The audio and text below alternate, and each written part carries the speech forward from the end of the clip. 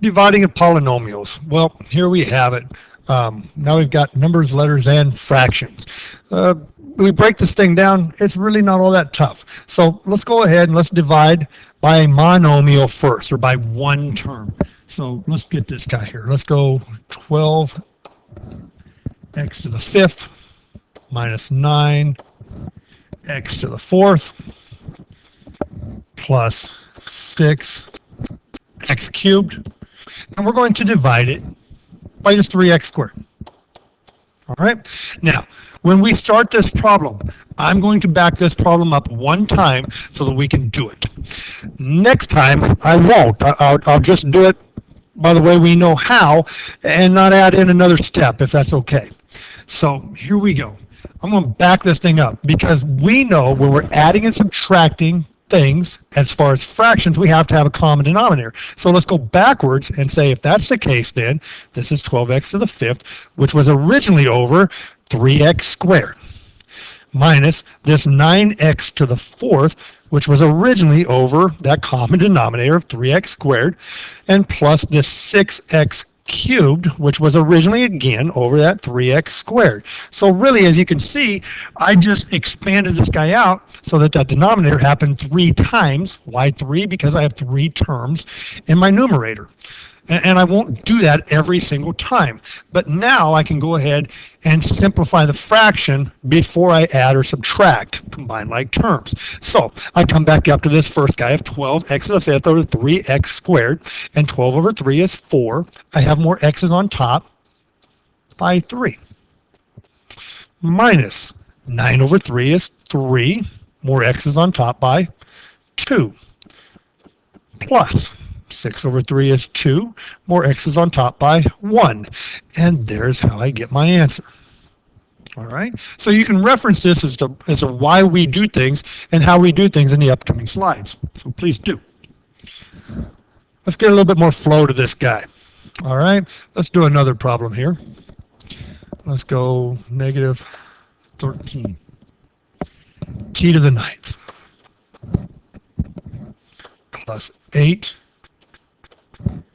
T to the sixth minus t to the fifth all over negative t to the sixth. Now, I'm not going to expand this and put negative t to the sixth under every single term. I'm just going to simply circle them and say, hey, that's where they belong. So I'm going to do this guy first. Negative over negative is a positive. I get 13. I have more t's on top by 3. Fairly simple. And I go to my middle one, so I'm adding. So a positive times a negative is a, whoop, let's get the black pen here, minus, and I get 8. And I have more t's nowhere. That's anything divided by itself is 1. So 8 times 1, or negative 8 in this case, times 1 is still simply negative 8. And now I'm going to get negative 6 and this negative, or negative t to the sixth, and this negative t to the fifth together. And what I find out here is that I have a negative times a negative, which is a positive, and I have more t's on bottom by 1, which means, if you remember right, this top has to be 1 times 1 times 1, because all those t's, those 5 t's up there that reduced, it reduces to 1. So please don't forget that 1 that sits up there. And this guy is my simplified answer. All right, and that last term is kind of commonly known as a remainder. So don't worry about that so much as just getting to the answer as we know how. Now, this next part, and I've got 3 more problems I want to get through, so we're going to go ahead and do that. These next problems, though, however, are different, and we've got to pay extreme attention to these guys. A lot of similarities in what you have been doing. As far as division and of numbers, but there's one major difference, and you have to respect that difference. I'll let you know when we get to it. Well, as we set this problem up, you're going to notice real quick like that this guy is 2 terms, which means I can't very well break that down into x squared over x minus 3 minus x over x minus 3 minus 6 over x minus 3. It becomes more problematic. So we're just going to set this up. This is a long division problem. So when I set this up, it becomes x minus 3 x squared minus x minus 6. And that's how we set those guys up. And then what we do, if you remember our long division, we try to estimate round our outside number to one digit. Well, in this case, it's just one term. So this term out here is vitally important. And this is what I'm basing everything that I do off of. The rest of it will simply work out. The x. X times what gets me x squared? Well, x times x gets me x squared. But I don't put it above the x squared. I put it above the x. Why? Because when, not x, y, x, w, h, y, y, I take x times x minus 3. So when I come back, right, I come back and I multiply this guy out because I have to have x groups of x minus 3. I actually get x squared minus 3x down here. And now my columns line up, and you'll see my x squareds are in vertical line, and my x's are in vertical line. Now, here's where it gets tricky. I have to group that. Because if this was 3 times 4, I get 12. I don't have to group 1 and 2. They're already 3 groups of 4. But in this case, I have x times x minus 3. I have 2 things. I need to make sure that they are 1 so that when I subtract them, I actually distribute them. Remember, a negative times a quantity gives me plus a minus. And then I have to distribute that? Well, I have to do that right here. So this guy becomes a negative. This guy becomes a positive. And then I combine like terms. And as you'll see, my x squareds are the same but opposite. And I have more x is positive by 2, right? Because a negative x plus 3x is difference of 2. Side of the larger is positive. And now I get to drop my next, in this case, term, and do it all over again. So x times this 2x times what gets me 2x down here, 2x, that would have to be plus 2. And I'm trying to match. That's all I'm trying to do. So 2 times x is 2x, and 2 times the negative 3 is negative 6. I subtract that, which is add the opposite sign, right? And these guys leave me, and a negative 6 and a positive 6 now is 0. I don't have anything else to drop, so x plus 2 is my answer. All right? This is a slide that you're going to have to reference over and over and over again, because the next 2 slides are going to be longer and show you some characteristics as far as remainders and things. But this is the slide that you're going to want to pay attention to. With that being said, we still got things we have to do, right? So let's make this next one. Now, length, don't let length be a problem to you. That just means we do things over and over again. Plus 2y squared minus y minus 8, all right? The important thing here on this guy is that everything's in order.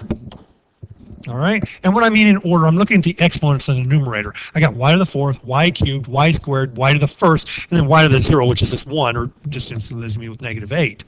All right, but they got to be in order. If they're not in order, make sure the signs still remain the same. The values don't change, but they have to be in order with your denominator, which is y to the 1st power, and then, of course, y to the 0, or just 1.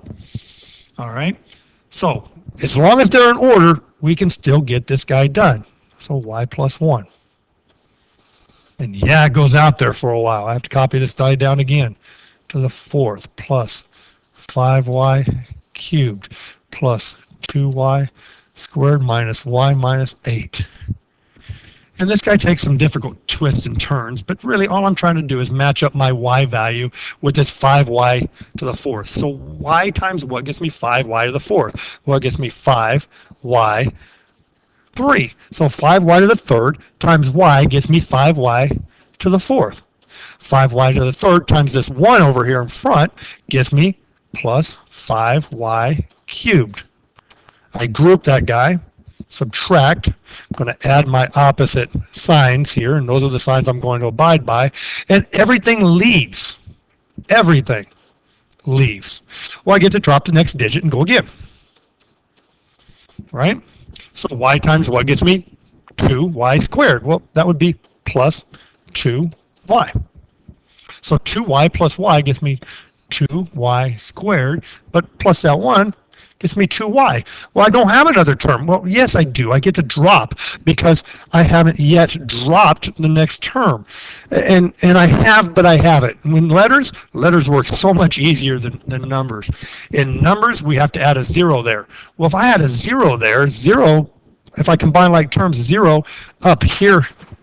So if I added like this 0 up there, nothing changes. I add 0 to nothing, or I add 0 to something, it doesn't change that something.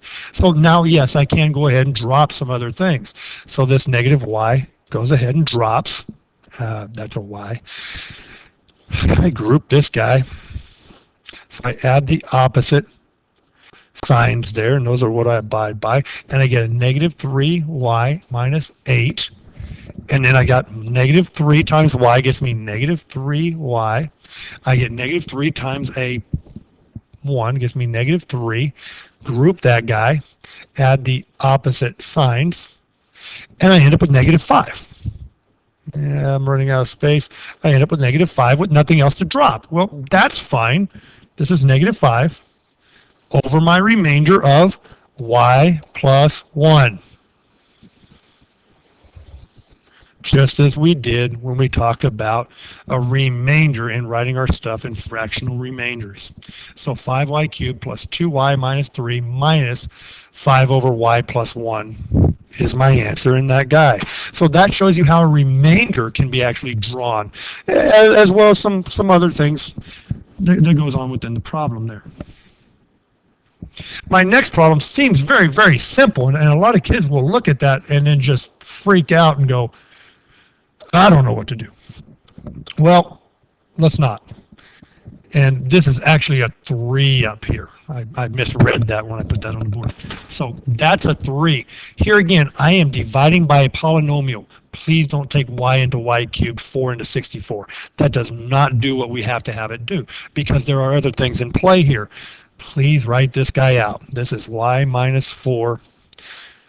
This is y cubed minus 64.